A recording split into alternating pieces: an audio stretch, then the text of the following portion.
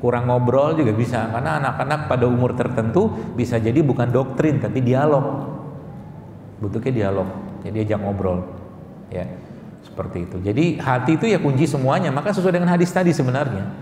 Jadi setiap organ tubuh kita ini punya emosi, itu yang saya pahami, ya. Makanya pengendalinya dia, si hati itu, heart gitu kan.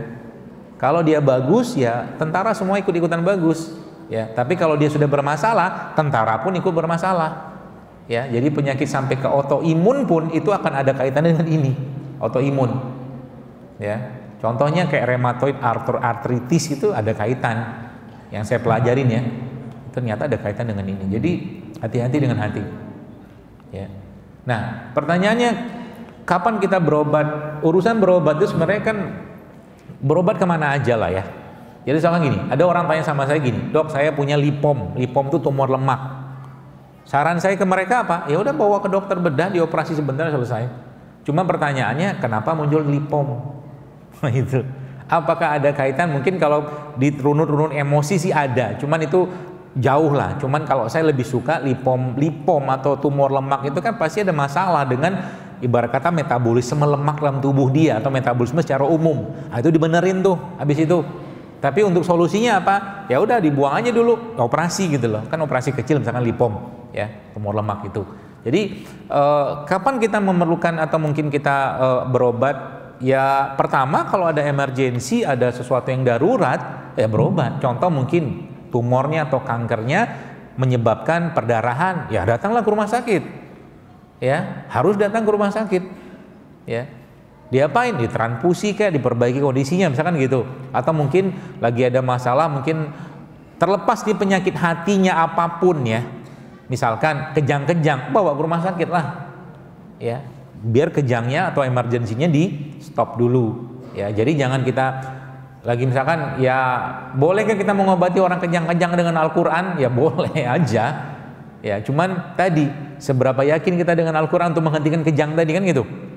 Ya, tapi kalau ada emergensi, Islam memberikan celah ya atau mungkin pedoman yang sangat jelas tentang bagaimana kita berobat. Jadi nggak masalah. Misalkan misalkan ada seorang kena tumor, terus dia mau berobat dioperasi, silakan saja, nggak masalah. Cuman dia sudah harus mikir ini tumornya itu muncul karena apa gitu loh.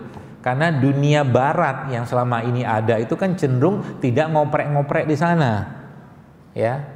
Dan tidak perlu salahkan juga di sana, tapi maksud saya itu kita sudah harus mulai muhasabah diri.